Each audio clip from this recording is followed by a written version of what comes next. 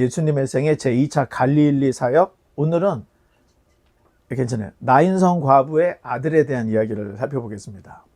자, 지난 시간에 주님께서 가버나움의 백부장.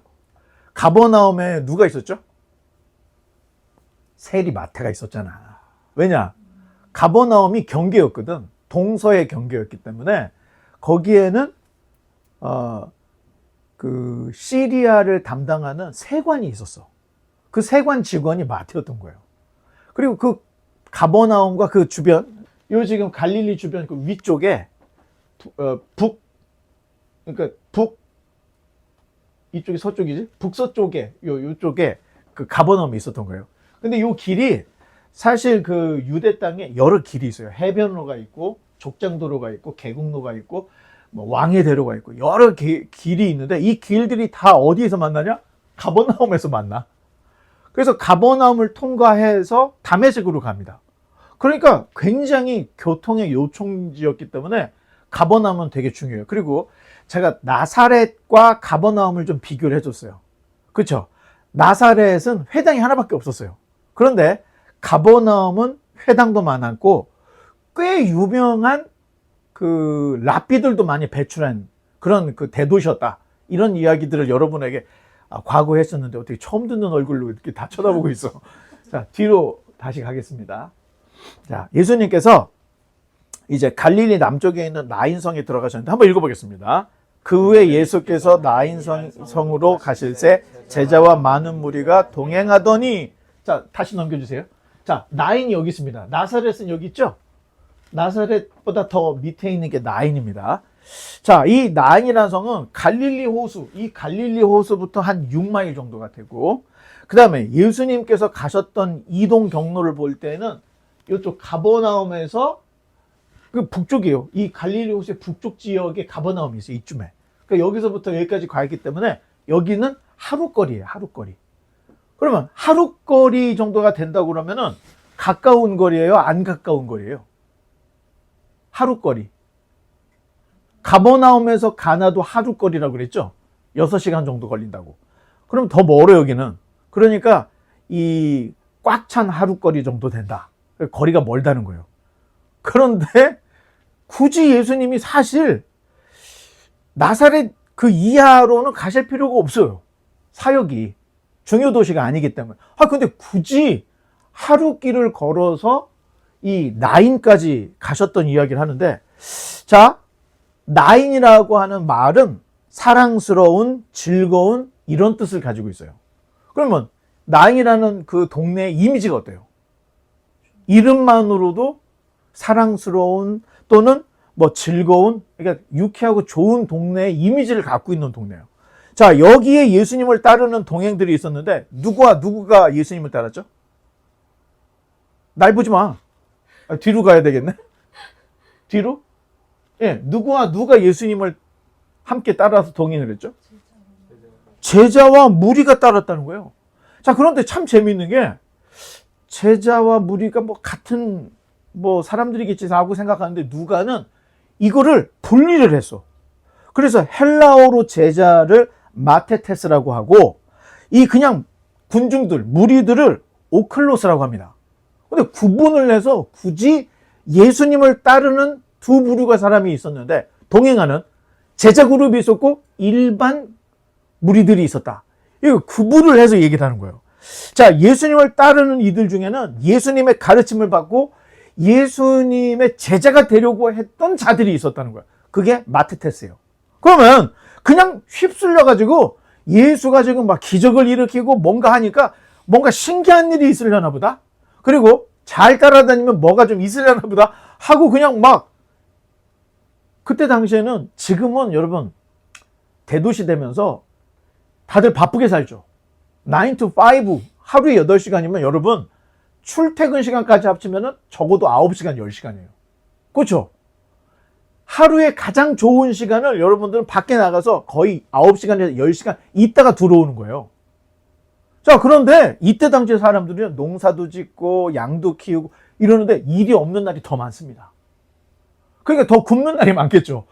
자, 이렇게 굶나 저렇게 굶나 그냥 예수님 따라다니자 하고 그냥 막 따라다니는 무리들이 있었다는 거야. 그냥 휩쓸려 다니는 사람. 그런데 누가가 이 두 부류의 사람을 딱 구분을 해서 이야기를 하는 거예요. 제자가 있었고, 그리고 따라다니는 무리들이 있었는데, 여러분, 교회 안에도 마찬가지예요. 사실 우리 교회는 크니까 다 제자야. 그런데 우리 교회가 커가지고 한 뭐 100명, 200명, 500명, 1000명이 넘어가면요. 죄송한 얘기입니다. 80%는 무리입니다. 그거 참 신기해요. 어느 교회를 가려도 20%가 제자같이 따르는 사람들이고 나머지 사람들 그냥 기웃기웃대다가 그냥 뭐 없어지고 바뀌고 이러더라는 거야. 그거 참 신기하죠. 예수님을 따르는 수많은 무리들이 있었는데 여러분들은 제자 그룹이 마테테스가 돼야 된다. 자, 또 넘겨보면 하나 더. 또 한 번 더 넘겨볼까요? 자, 읽어보겠습니다. 성문에 가까이 이르실 때 사람들이 한 죽은 자를 메고 오나니 이는 한 어머니의 독자요 그의 어머니는 과부라. 그 성에 많은 사람도 그와 함께 오거늘. 자, 아까 나인이라는 성이 무슨 뜻이라 그랬죠? 사랑스러운, 즐거운 이런 뜻을 가지고 있는 이 성에 최고로 고통스러운 일이 벌어진 거야. 최고로 고통스러운 일. 자, 장래 행렬을 만난 거야, 예수님이. 자, 거의 그 성에 이제 거의 도착할 쯤 됐을 때 성에서 나오는 무리들을 본 거예요. 그런데 그 무리들이 무슨 무리들이냐? 장래 행렬 무리들을 보게 됐다는 거예요. 자, 장래 행렬이 있었는데 그 죽은 사람이 나인성의 과부의 독자였다는 거예요. 자, 이 행렬에 많은 사람이 함께 하고 있는데 유대의 장례 관습을 보면요. 자, 우리나라도 이제 가면 언제 오나 하면서 막 그 운구라 그러죠. 관을 막 끌고 가잖아. 그러면 사람들이 뒤에 따라오죠. 비슷해요. 자, 유대인의 남자들은요, 운구를 해요. 관을 옮기는 일을 남자가 해. 그러면 나중에 이제 관에 가서 묻을 때 어떻게 해요? 그 시체에 향유를 바르고 보통 지금 우리가 그 쓰는 천을 이렇게 하죠. 이렇게 그걸 아마포라고 하는데 그 아마포를 묶는 일은 여자들이 합니다. 그래서 안식 후 첫날 예수님께서 부활하셨을 때 예수님의 무덤을 찾아갔던 여자가 있었어. 그렇죠? 근데 그 여자가 왜 찾아간 거예요? 예수님의 시체를 못 닦은 거야. 그러니까 가서 향유 바르고 이렇게 다 붕대 다시 감아 드리려고 갔다가 부활하신 예수님을 만났다 그랬잖아. 자, 그런 장례 문화가 있었다는 거예요. 그 당시의 사람들에게. 자, 그러니까 장례 행렬이라고 하면은 가족 몇 명 따라가는 게 아니에요. 그 동네 사람들이 아는 사람은 다 가서 관 함께 옮겨주고 또 시체 닦는 것도 도와주고 그래서 묻고 곡하고 뭐 이런 장례가 있었던 거예요. 자, 그러니 많은 사람이 이 행렬에 따를 수밖에 없었는데 아마도 이 장례를 다른 어떤 장례보다 굉장히 비참하고 고통스러워하고 슬픈 장례로 여겨서 그런지 더 많은 사람이 왔던 것 같아요. 더 많은 사람이. 자, 고대, 특히 이 고대의 유대 사회는 철저히 종교 사회였고 남성 위주의 사회였습니다. 그러다 보니까 여성은 사회 진출이 가능할까요? 못할까요? 안 돼요. 지금은 뭐 이혼하거나 사별하면은 구멍가게로도 하나 할 수 있잖아. 그리고 뭐 그냥 음식이라도 팔 수 있잖아. 그때 당시에는 여자가 사회 진출 자체가 안 됐기 때문에 여성들이 할 수 있는 게 아무것도 없어요. 그래서 출가한 여성이 사별이든 이혼을 당했을 때 이 혼자 남은 여인의 삶은 진짜 우리가 상상할 수 없는 비참한 삶이 돼요. 정말 비참한 삶이 돼요. 자, 그런데 이 나인성의 과부는 그래도 조금은 희망이 있었어. 왜? 사랑하는 독자가 있었기 때문에, 아들이 있었기 때문에. 자, 독자는 뭐죠? 몇 대 독자 할 때 독자. 외동 아들을 얘기하는 거야. 아들이 하나밖에 없는. 자, 만약 그 여인이 남편이 결혼을 했는데 남자를 하나를 낳고 죽었다고 칩시다. 이거 이제 성경에 없으니까 우리가 상상을 해야 돼요. 그때 남편의 재산이 누구에게 갈까? 부인에게 절반, 아들에게 절반. 가능할까요? 남성 위주의 사회라 그랬잖아. 여성한테는 한 푼도 안 가요. 그럼 누구에게가? 아들 독자에게 다 갑니다. 전 재산이. 그러면 이 과부는 그나마 이 외동 아들을 의지하며 살아갈 수 있었다는 거예요. 자, 그런데 문제는 뭐예요? 이 과부의 독자 아들이 죽어버렸어. 너무 슬프죠? 이게 슬픈 걸로 끝나는 게 아닙니다. 재산이 어떻게 될까요? 어머니에게 갈까요, 안 갈까요?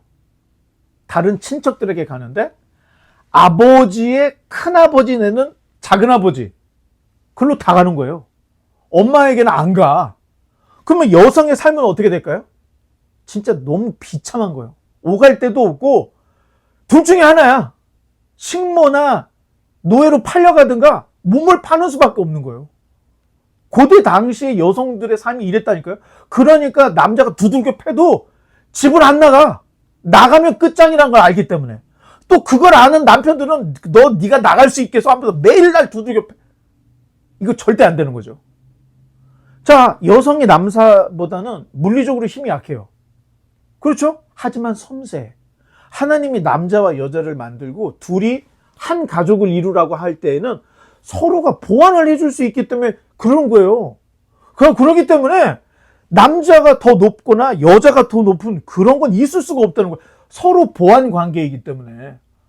자, 그런데 이걸 자꾸 무시하는 남성들이 있고 이걸 자꾸 무시하는 여성들이 있어. 가정의 대부분의 문제는 다 이 문제에서 오는 거예요. 자, 여러분들이 이제 나중에 빨리빨리 결혼들 하고, 자, 이제 아기도 나고 그러면은 이제 목사님으로부터 이제 신부 수업도 받아야 되고 신랑 수업도 잘 받아가지고 될 수 있으면 여러분 한 번 결혼할 때 신중히 결혼해서 두 번 결혼하지 않도록. 한 번 결혼하는 게 제일 좋아요. 두 번 결혼할 때 만약에 여러분, 예수님이 그런 얘기 하잖아. 어떤 여자가 7 형제가 있는데 여기 막 이렇게 돼서 그럼 나중에 누구 부인이 될 거야? 그때 죽으면 시집도 안 가고 장가도 안 가는 거야. 그 얘기 했었는데 사실 제 마음에는 만약에 2번 결혼을 했을 때 우리 기억이 삭제가 되지 않는다고 할 때는 그 애매한 기억이 계속 남을 것 같은 거야. 이건 저의 생각입니다. 그러니까 여러분, 될 수 있으면 신중하게 결혼하고 한 번만 결혼한다 마음 먹고 그 한 번 결혼으로 여러분 그냥 평생 행복하게 살기를 바랍니다.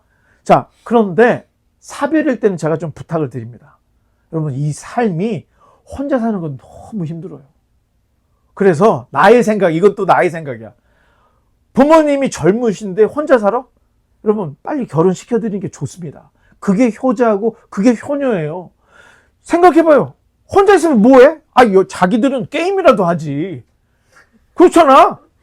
아니, 나이 드신 분들은 뭐 게임할 것도 없고 삶이 너무 힘들어요. 자, 그러니까 제가 이제 이런 이야기는 여러분들이 이제 신부 수업이나 신랑 수업으로 여러분들이 알고 있으면 될 것 같고, 자, 그러면 이 남아있는 이 나인성의 과부의 삶은 보나마나 뻔해. 정말 소망이 완전히 끊어진. 그러니까 이 장례식은요, 이 즐거움과 사랑스러움의 나인성의 장례식은 그 무엇보다 정말 비참하고 불행하고 고통스럽고 정말 처참한 장례 행렬이었다는 거예요. 그러면 예수님과 함께 했던 동행들은 이 장례식을 알아봤을까요? 못 알아봤을까요? 지들이 사람인데 뭘 알겠어. 그런데 예수님은 어찌 보면 그 장례식 행렬에 자기 스케줄 딱 맞추려고 계획을 했던 것 같아. 그래서 그 행렬이 나인성에서 나올 때 예수님이 딱 오시면서 지금 그 슬퍼하는 그 여성을 다 아셔. 자, 아까 이야기했던 거죠. 제 아버님이 50살, 50살에 주님 품으로 가셨어요. 자, 그때 제가 너무 어렸기 때문에 이 장례식이 그냥 슬프구나. 어머님 많이 우시구나. 이것만 제가 생각했거든요. 그런데 아버님이 딱 돌아가시고 나서 아버님의 빈자리가 경제 싸닥으로 들어오더라고. 아버지가 없을 때 이 경제가 무너지는 게 너무 힘들어요. 어머니 혼자서 이거를 바치는 게 이게 보통 일이 아니었겠구나 하는 생각이 들어. 그러니까 여러분, 장례식을 할 때에는 웬만하면 가시는 게 좋아요.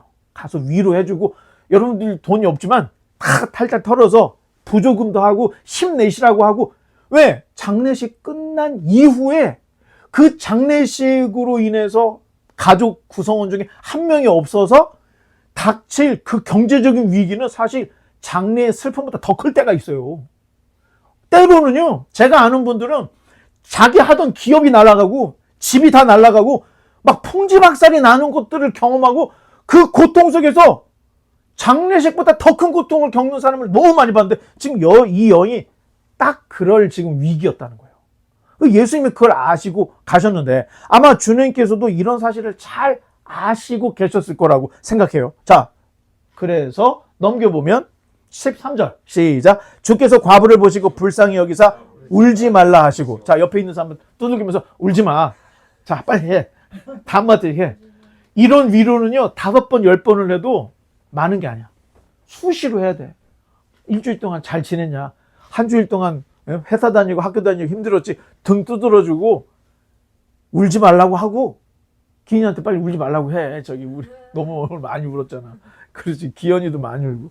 울지 마. 자, 이런 위로를 우리가 교회 안에서는 늘 해야 됩니다. 자, 사실 이 과부는 제가 볼 때 울 힘조차도 없었을 것 같아. 이미 남편을 잃었잖아. 그거 얼마나 절망이었겠어요. 그런데 자기 마지막 희망이었던, 아니, 독자도 죽었어. 보통 사람들이 하나님 뭐 하시는 거예요 도대체? 예? 와이미. 아니, 내 남편 죽은 걸로 끝나야지 왜 나 마지막 남은 희망까지 걷어가냐고 막 화를 냈을 텐데, 여러분, 화를 내다가 시간이 지나면 어떻게 돼요? 눈물이 말라. 눈물도 안 나와요. 그 고통 속에. 그냥 눈물도 안 나와. 슬픈데 눈물이 안 나와. 말라버린 거. 자, 그런 절망 속에서 주님께서 이 여인에게 울지 말라 하시는 거예요. 정말 주님은 꼭 필요할 때 필요한 말만 하셔. 쓸데없는 말을 안 해. 나는 참 쓸데없는 말을 많이 하는 것 같은데, 꼭 필요한 울지 마라. 딱 그 얘기를 했을 때 이 여자가 정말 말랐던 눈물이 팡 터지지 않았을까? 자, 또 넘겨보면, 가까이 가서 그 관에 손을 대시니 맨 자들이 서는지라. 예수께서 이르시되 청년아 내가 네게 말하노니 일어나라 하시매. 자, 장례식을 치러본 사람들은 알아. 자, 조문객이나 유족 중에 그 장례식장에서 막 펑펑 울고 막 아이고 하면서 막 곡하고 이런 사람들이 있습니다. 장례식은 때로는 좀 엄숙하잖아. 그런데 막 곡을 하고 막 울고 막 이런 사람이 있어. 자, 어찌 보면 아유, 저분 적당히 하셔도 되는데 뭐 막 와가지고 막 관을 막 두들기고 그런 사람이 있어요. 장례식에. 그럼 막 떼글떼글 굴면서 막 악을 쓰면서 막 통곡을 하면서 우는 사람이 있다니까. 장례식장에. 가끔 그런 사람이 있어요. 자, 이렇게 되면은 주변 사람들이 어떻게 할까요? 너무 심하네. 그만하지. 다 이런 마음을 갖죠. 그런데 장례식을 치러본 사람은 알아. 유족이나 상주 입장에서 너무 고마워. 거기서 그렇게 막 펑펑 울어주는 그 사람이 너무 고마운 사람이에요. 장례식장에서. 유족이나 상주 입장에서는 너무 고마운 거예요. 자, 여러분 그거 아세요? 장례식장에 울어주는 알바? 너무 썰렁하니까, 아니, 그 장례식장 가면요, 제일 요구가 음악 좀 틀어놓으라는 거예요. 음악을 안 틀어놓으니까 너무 밋밋하다는 거예요. 그러니까 찬송가를 좀 틀든 음악을 좀 틀어달라고 그러고, 이것도 안 되는 사람들은 막 알바생 구해가지고 막 아이고 막 울어준다니까. 자, 많은 사람들이 그 장례식장에서 울어주고 슬퍼해줘야 돌아가신 분에 대한 아쉬움이 있다는 거예요. 그리고 그분이 잘 살았구나. 그분에게는 명예로운 일이 되는 거예요. 장례식장에서 돌아가신 분에게. 그러니까 유족이나 또는 이런 그 상주 입장에서는 장례식장에서 많이 우는 사람을 좋아할 수밖에 없고 고마워하는 거예요. 자, 그러니 헤롯 대왕이 죽기 전에 무슨 일이 생겼어요? 헤롯 대왕이 죽으면 백성들이 잔치를 할 것 같은 거야. 그러니까 어떻게 했어요? 당시 유대 제일 유명한 학자들, 랍비들을 다 잡아가지고 투옥을 시켜요. 그리고 뭐라고 명령했으면, 내가 죽으면 쟤네들도 죽이라는 거예요. 자기의 죽음에 이 위대한 의인들의 피를 덮어. 그래서 아이고 아이고 우는 곡소리가 마치 헤롯을 위해서 울어주는 것 같은 퍼포먼스를 보여주려고 내가 죽었을 때 저 녀석들을 죽여서 그럼 이 지금 헤롯이라는 사람이 얼마나 못된 사람이냐면 자기 아들이든 자기 부인이든 부인이 11명 이상이었으니까 무엇인가 자기의 정적이 되겠다 싶을 사람들 다 죽여요. 하도 죽이니까 이 아구스토가 그 황제가 야 그 휘스 헬라어로 있어요. 저기 헤롯의 돼지로 태어나는 게 아들로 태어난 것보다 더 오래 산다. 이런 말을 농담 삼아서 했을 정도로 헤롯의 가문 주변에는 피의 이 정치판이었다는 거예요. 자, 그런 것처럼 자기가 죽었을 때 누군가가 열렬히 슬퍼해지고 울어주고 하는 거 이게 죽은 사람에 대한 예의예요. 자, 어쩌면 이 장례에 있어서 그 예수님이 탁 와서 울지 말라 하고 앞으로 갔었어. 그리고 손을 대셨다는 그 관에 예수님이. 그러면 이쯤 되면은 이게 좀 장례 행렬이 딱 멈춰버린 거죠. 이게 지금 어찌 보면은 사고가 난 거일 수도 있어. 사고가. 자, 관에 손을 대서 이걸 멈추게 했다는 거예요. 자, 그러면 자칫 이 장례가 잘못 치러지거나 장례가 망칠 수도 있는 위기의 순간이 닥친 거예요. 예수님이 관을 딱 만져가지고 행렬을 세웠으니까. 자, 더군다나 예수님이 뭐라고 했냐면 아이고 이 사람아 이제 가면 언제 오나 이게 한 게 아니고 청년아 내가 네게 말하니 일어나라 하고 얘기를 해버린 거예요. 그러니까 지금 장례식장이 어떻게 될까? 야 이거 갔다. 큰일 났다. 이거 지금 큰 사고가 났다. 사람들이 지금 다 걱정할 판인 거예요. 자 진짜 이거 술렁술렁하고 사람들이 지금 이 장례식 큰일 났다고 지금 막 분명히 사고가 나는 게 분명해. 자, 그런데 민수기 19장에 어떤 얘기냐. 자, 넘겨보겠습니다. 자, 한번 읽어보겠습니다. 장막에서 사람이 죽을 때의 법은 이러하니 누구든지 그 장막에 들어가는 자와 그 장막에 있는 자가 이래 동안 부정할 것이며 뚜껑을 열어놓고 덮지 아니한 그릇은 모두 부정하니라. 누구든지 들에서 칼에 죽은 자나 시체나 사람의 뼈나 무덤을 만졌으면 이래 동안 부정하리니. 자, 말이 관이지 그때는요 그냥 너죽대기 하나 이렇게 걸쳐놓은 상태인 거예요. 그냥 뭐 천 같은 거 새끼 꼬은 거 있죠? 그런 거 하나 덮어놓은 상태인 거예요. 관이라는 게 우리나 지금 나무로 된 관을 쓰지 고대 시대에는 나무로 된 관이 없어요. 그냥 갖다가 그냥 굴에다가 파묻어 버리는 거지. 갖다 놓는 거지. 근데 예수님 지금 관에다 손을 얹었다는 건 무슨 말이에요? 죽은 자 몸에 손을 댄 거예요. 그런데 지금 유대법에 지금 사람이 죽었죠. 집에서 죽었을 때 이건 사람이 집에서 죽었어. 그러면 그 집에 들어가는 자, 출입하는 자는 다 부정해집니다. 또 한 가지, 그 집에 이렇게 좀 컵이 뚜껑이 없이 있어. 이거 다 부정해져요. 깨트리거나 불로 씻어야 돼. 또 누구든지 이 시체나 무덤을 만진 것만으로도 부정해진다는 거예요. 유대 땅에서는. 유대인들이 그렇게 다 알고 있는 거예요. 아니, 그런데 예수님께서는 지금, 자, 막 큰일 난 거야. 이게 어떻게 생각하면, 저 예수님 저 부정해줬다. 이렇게 될 위기가 된 거예요. 자, 가만히 보면 예수님은 유대인이었지만, 자기는 유대인이었잖아요. 그럼에도 불구하고 유대인들이 하지 말라고 하는 이 금지하는 일들을 많이 해. 묘하죠? 예수님이 금지한 걸 많이 해. 예를 들어, 예수님이 누군가의 초대를 받았을 때, 여러분, 죄인의 집에 초대를 받은 적이 있습니까? 없습니까? 예수님을 초대한 사람 다 죄인이에요. 세리들, 유대인들은 쳐다도 안 보는 세리가 예수님을 초대하면 가지 말아야 되는데. 자, 그뿐만이 아니에요. 먹지 말아야 될 포도주를 막 벌컥벌컥 마셔요. 예수님이. 그러니까 사람들이 뭐야? 술과 포도주를 즐기는 자요. 막 이런 얘기가 할 정도로 마셨어. 꽤 마신 것 같아. 아니, 그럼 마신 것만으로 된 게 아니고 뭘 왜? 물을 포도주로 가나 혼인잔치에서 바꾸시기까지 한 거예요. 그렇죠?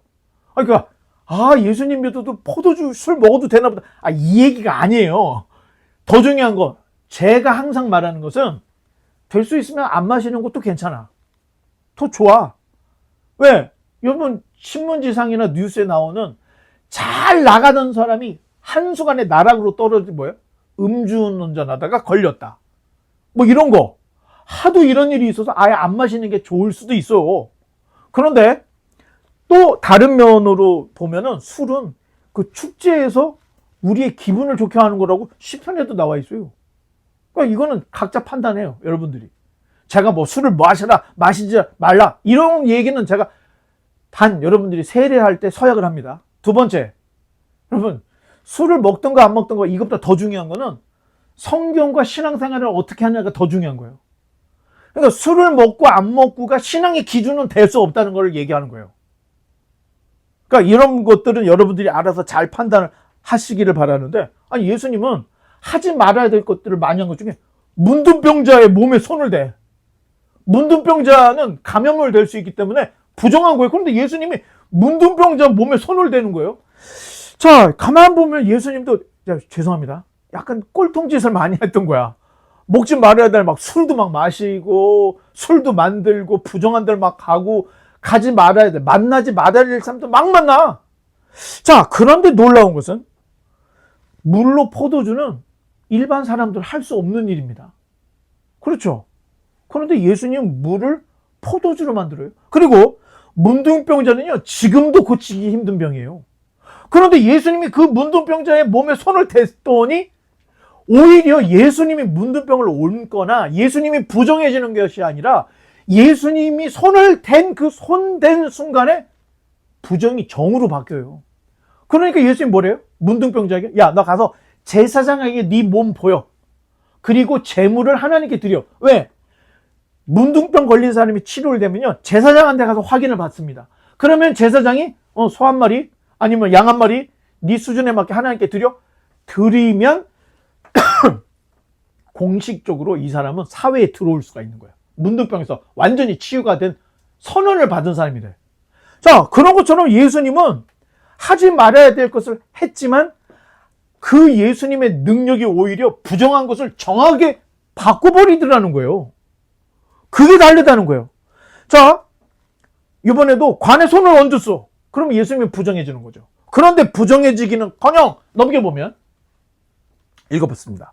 죽었던 자가 일어나 앉고 말도 하거늘 예수께서 그를 어머니에게 주시니, 자, 부정한 문둥병자에게 손을 대시니 이 문둥병의 부정이 정하게 된 것처럼 죽은 자의 관에 손을 대시니, 아니 이번엔 죽은 자가 일어나.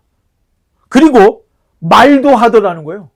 그냥 잠깐, 여러분 이 지금 시체 닦는 사람들 얘기 들어본 적 있는지 모르겠는데, 사람이 죽어가지고 이제 세포가 죽잖아요. 그럼 이게 응고가 되거나 뭐 이렇게 되면은 놀라가지고 이게 이제 말초 신경이 죽었는데 신경은 살아있을 때가 있고 벌떡 앉을 때가 있대요. 그리고 막 갑자기 손이 막 올라간다든가 이럴 때가 있대요.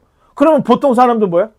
야, 귀신 영화가 나한테 지금 현실로 다가왔구나 생각하는데 그게 아니라는 거예요. 이거는 죽은 몸이 신경이 살아서 이렇게 갑자기 일어나거나 앉거나 뭐 이게 가능한 거지, 사람이 살아난 게 아니라는 거예요. 그러니까 지금 누가의 전직이 뭐죠? 예? 누가의 전직이 뭐예요? 누가?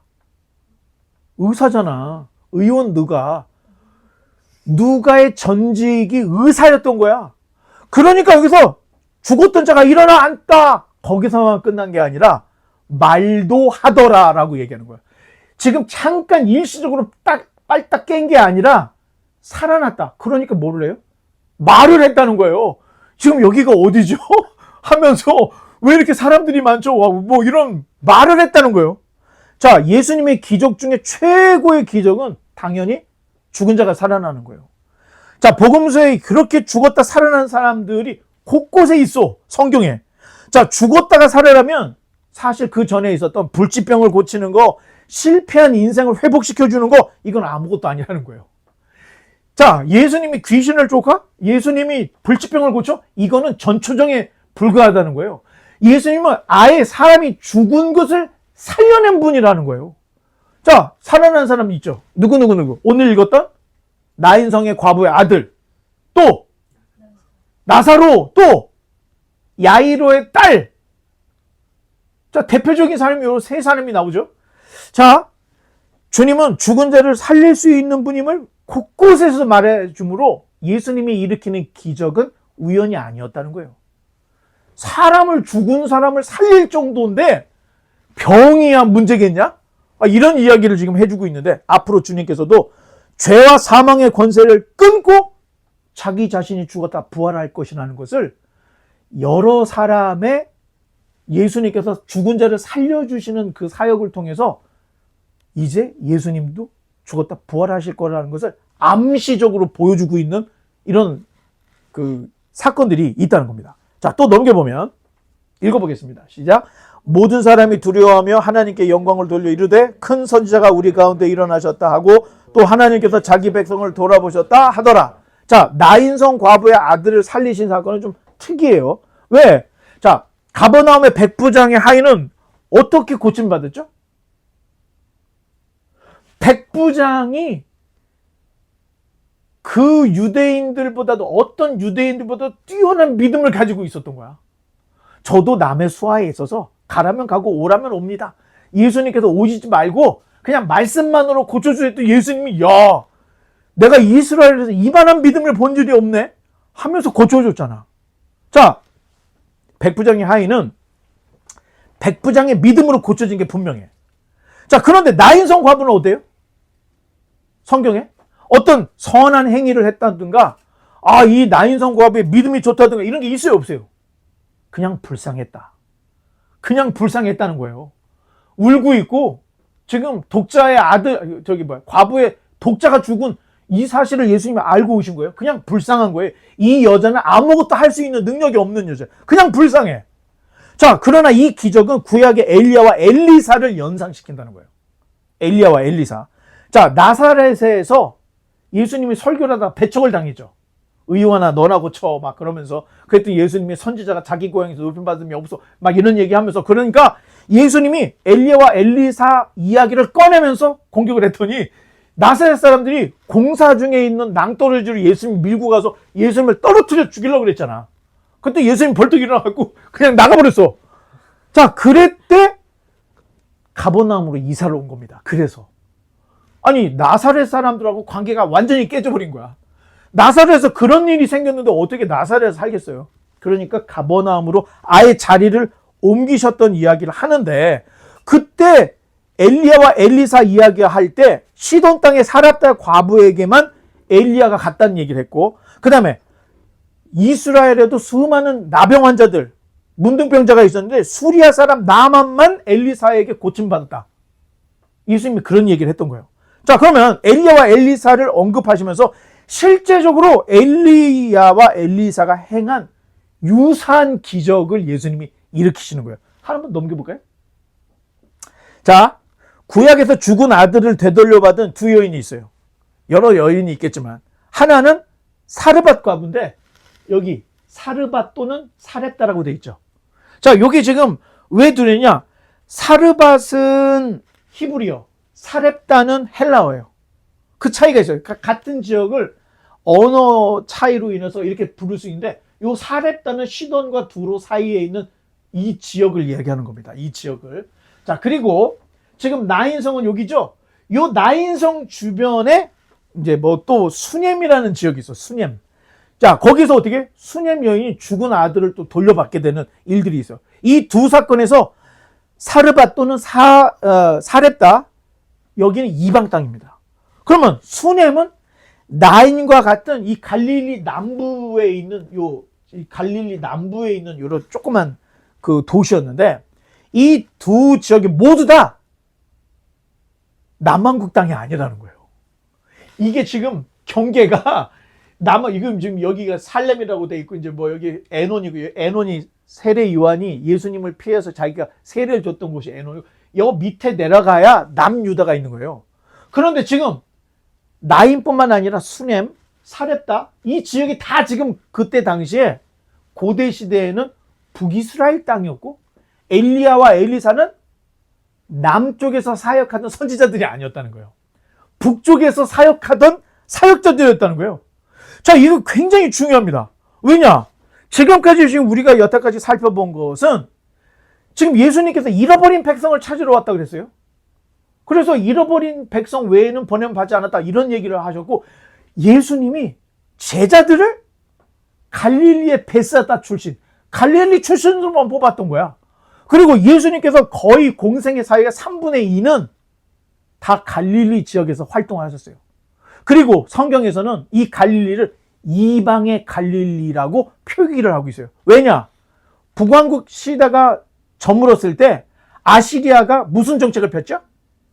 혼혈 정책을 펴서 그 북이스라엘 사람들을 북쪽으로 보내고, 북쪽에 살던 사람을 이 북이스라엘 땅으로 해서 아예 혈통을 혼혈 쪽을 만들어 버렸어요.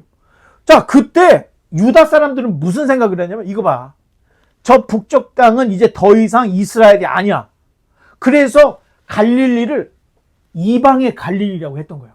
그런데 우리가 생각할 때는, 자, 그러면 하나님의 복음, 하나님의 은혜는 남쪽에 있는 남유다에게만 향기겠구나 라고 생각하는데 그게 아니었다는 거예요. 예수님이 활동하신 곳이 북쪽의 갈릴리 지역이었고, 제자들이 거의 대부분이 다 북쪽 사람이었고, 이 얘기는 뭐예요 지금? 비록 혼혈이 됐지만 하나님은 그 북이스라엘의 잃어버린 내 백성, 흩어진 내 백성을 절대 잃지 않는다는 거예요. 그러면서 제가 여러분과 함께 나눴던 게 집 나간 탕자 얘기를 했죠. 탕자가 아버지 재산 받아갖고 나가버린 거야. 창기하고 다 써버렸어요. 거지가 됐어요. 그래서 먹을 게 없어. 그래서 돌아왔을 때 아버지가 실루엣만 보고 저 탕자네? 그리고 와서 탕자를 데리고 왔잖아요.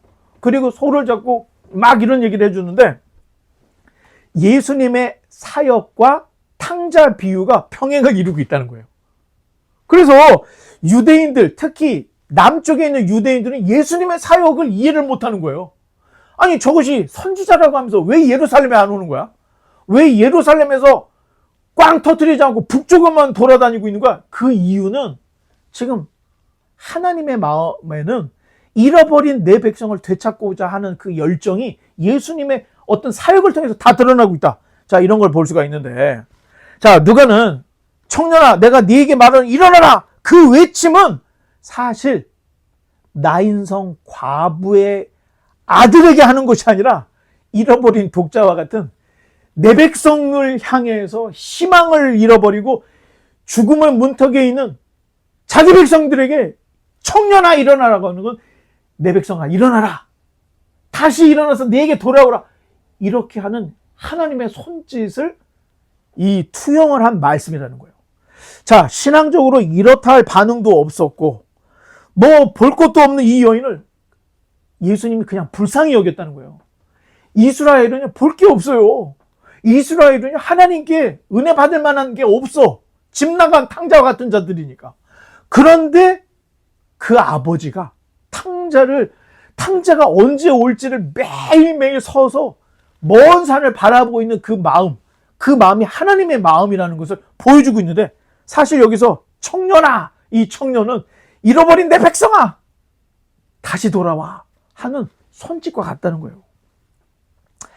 자, 누가복음 2장에 예수님의 정결 예식이 나오는데, 그때 할례를 받잖아. 난지 8일 만에. 그때 시몬이라는 사람을 만나거든요.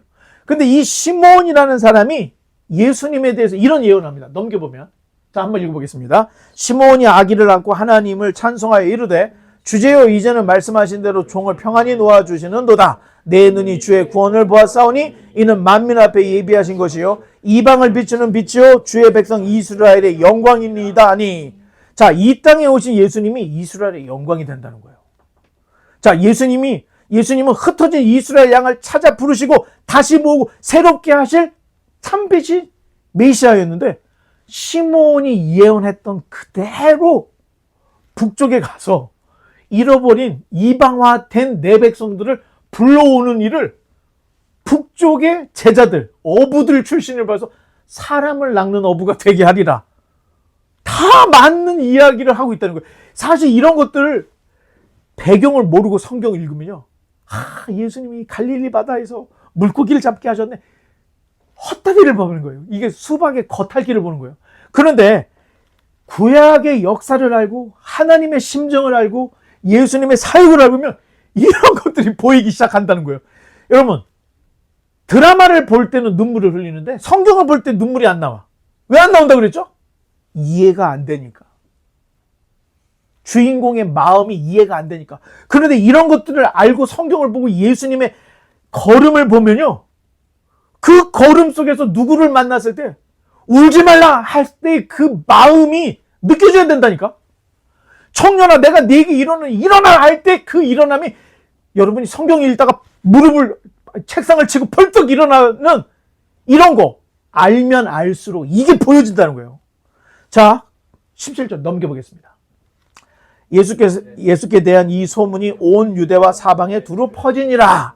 자, 메시아의 계보는 예루살렘으로 향하고 있지만 실제적인 복음의 사역은 이방화된 갈릴리를 회복시키는 일을 하고 계시다는 거예요. 그러면 메시아의 계보, 아브라함과 다윗의 계보는 예루살렘으로 가야 이루어질 수가 있어. 그러니 베들레헴에서 태어나실 수밖에 없던 거예요. 예언대로. 그러지만 예수님의 사역은 탕자의 형, 큰아들을 향한 게 아니라 집 나간 탕자와 같은, 저와 여러분과 같은 이방인들을 향한 사역이 진행이 되고 있다는 거예요. 예수님을 통해서. 자, 하나님의 인류 구원은 예루살렘과 유대와 사마리아, 결국에는 어디를 가게 돼요? 땅끝으로 가게 된다. 이게 보여주는 거예요. 자, 그러니 복음 전할 사명이 저 여러분에게 있습니다. 여러분 주변에 교회를 지금 못 다니거나 안 다니거나 인생에 소망이 없는 사람들, 여러분들이 복음 전하고 그 사람들을 교회 데리고 오고 전도할 사명이 있다는 거예요. 자, 이제 말씀의 결론을 맺겠습니다. 넘겨보시면. 자, 우리가 소외 계층이라 할 때는 돈 없고 빼꼼없는 사람을 소외 계층이라고 합니다. 그러나 아무리 가난해도 미래에 소망이 없어도 예수님을 만난 사람들은 어떻게 돼요? 다 회복이 되더라는 거예요. 자, 나인성의 과부는 아까 말했던 것처럼 인생이 끝장난 겁니다. 소망이라는 것 자체가 없는 정말 끝장난 인생이었던 거예요. 그런데 예수님을 만나니까 예수님이 불쌍히 여겨주시고 아들을 살려줘서 아들을 돌려주잖아. 다시 그 과부가 희망을 걸었던 그 모든 재산이 아들에게 매여 있는데 죽었던 아들이 살아났어. 소망이 살아났죠. 문둥병자? 내가 이 문둥병만 고쳐지면, 예? 내가 지금 내 사업을 다시 할 수 있을 텐데, 내 자리로 돌아갈 수 있는데 고쳐지잖아. 중풍병자? 네 사람이 끈 매갖고 예수님 앞에 갔더니 예수님을 만났더니 예수님이 고쳐주잖아. 예수님을 만난 사람들은 다 회복이 되더라는 거예요. 그러니 여러분, 내가 좀 집안이 가난해? 실망하지 마십시오. 좀 여러분들이 나는 미래 소망이 없는데, 실망하지 마. 예수님 만나면요, 예수님이 여러분들이 잃어버렸던 그 소망을 되찾아줄 뿐만 아니라 여러분의 다시 여러분들이 돌아갈 궤도를 하나님께서 다시 주셔서 새롭게 해주시는 그 이야기를 우리가 지금 예수님의 이야기로부터 해서 계속 하는 얘기가 그 얘기를 하고 있다는 거예요. 자, 바라긴 우리 모두가 군중으로 끝나면 안 됩니다, 여러분. 우리는 예수님의 제자, 마테테스가 돼야 돼요. 그런 사람들에게는 기적이 보여지고요. 그런 사람들에게는 다른 사람이 보지 못하는 놀라운 역사들을 보게 된다는 거예요. 그 볼무로 인해서 여러분, 정신승리 정도로 끝나는 게 아니야.